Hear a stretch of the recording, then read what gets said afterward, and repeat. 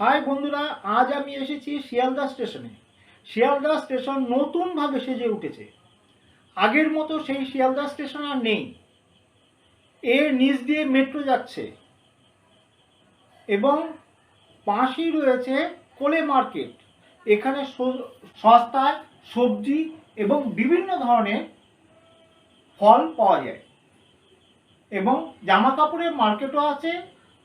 এবং এখান থেকে কলকাতার সর্বত্র যাবার বাস, ট্রেন, ট্রাম এবং মেট্রো পাওয়া যায়।